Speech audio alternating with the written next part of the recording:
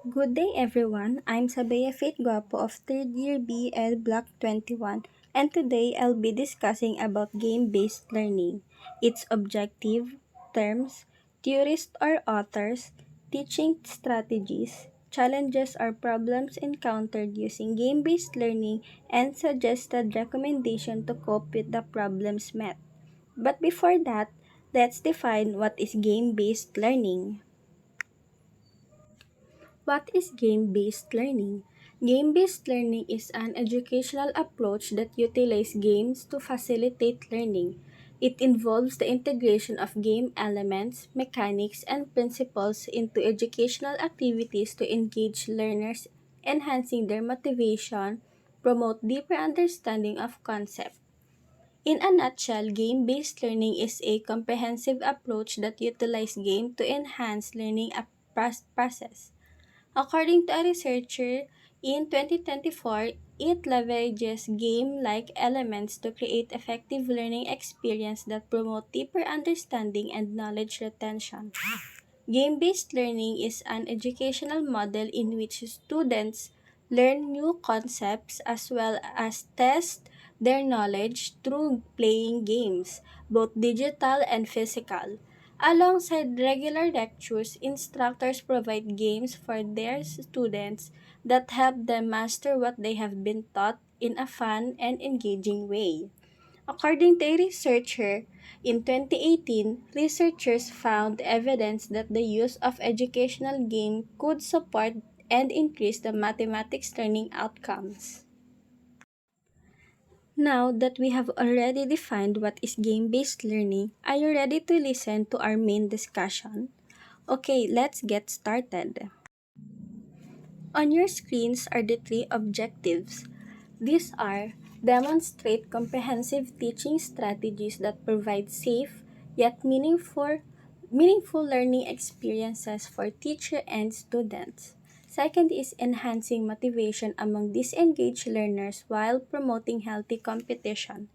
Last is providing an opportunity to collaborate with peers and practice vital skills. In front of you are the 10 terms. These are engagement, mental flexibility, friendly competition, collaboration, social fabric, blissful productivity, self management, social awareness, relationship skills, and responsible decision making. These terms forms positive relationship, working in teams, dealing effectively with conflict. These terms are making ethical constructive choices about personal and social behavior. Recognize students' emotion as well as students' strengths and challenges. Now, let's explore to some of the key authors related to game-based learning. First is John Blass and others. These researchers have contributed significantly to the field of game-based learning. In their article titled Foundations of Game-Based Learning, they discuss various theoretical models for learning with games. They emphasize the game-based learning cannot be understood from a single perspective. Instead, a combination of cognitive, motivational, affective, and sociocultural viewpoints is necessary to fully capture what games offers to learning. Second is Yu Kai Chu. Yu Kai Chu is a Taiwanese American entrepreneur, author, public speaker, and consultant. He is considered one of the pioneers in game-based learning.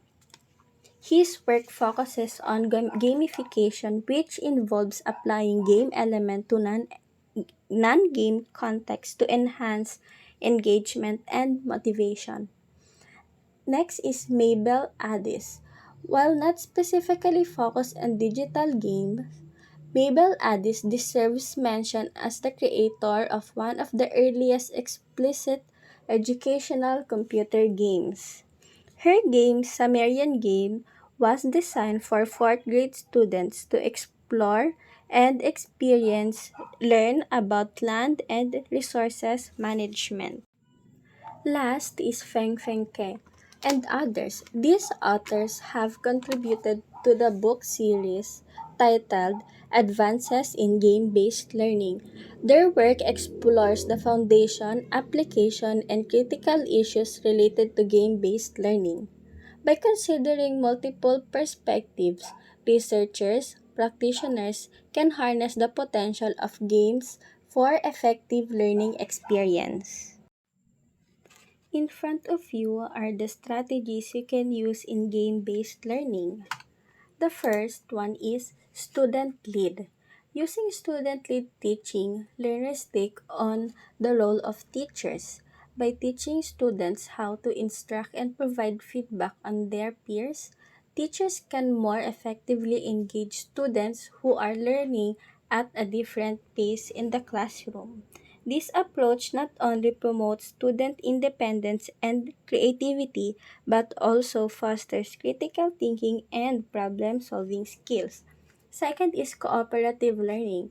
Group work is a cooperative learning strategy that allows students with various learning levels to work together by encouraging them to express their own ideas and listen to others' idea as a group. You can help students develop communication and critical thinking. Example of this include solving math puzzles together, performing skits as a group, or working on a group presentation. Last is experiential learning.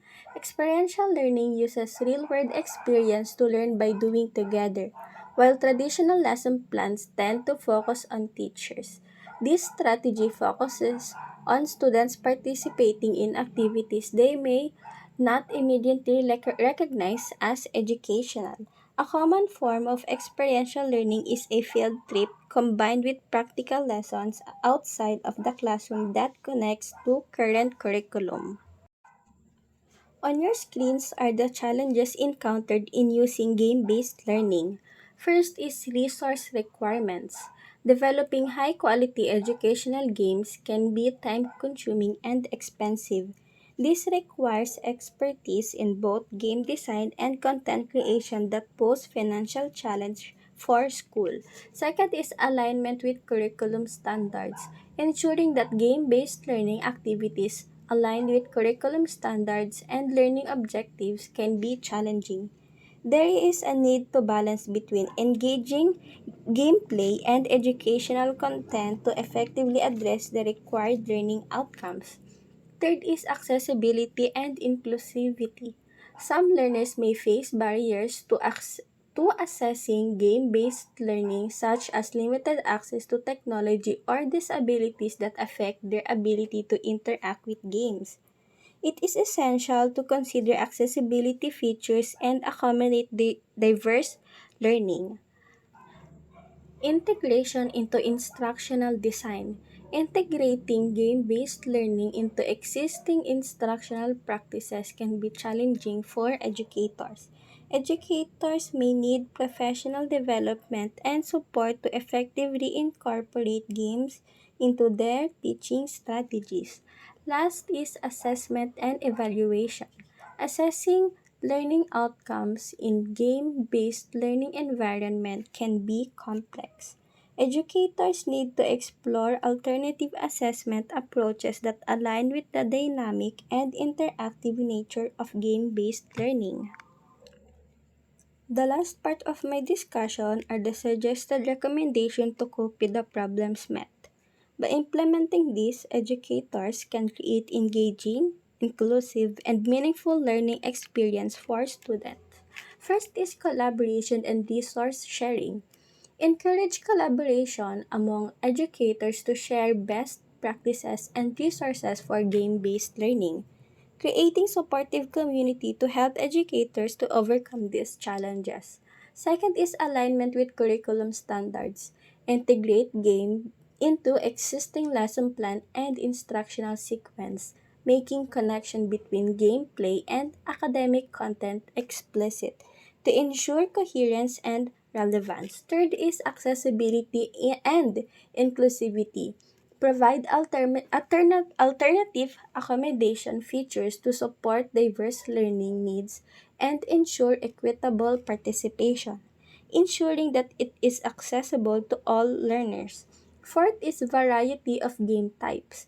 exploring different types of games to provide engaging and immersive learning experience, offer a variety of game types and genres to cater a diverse learning.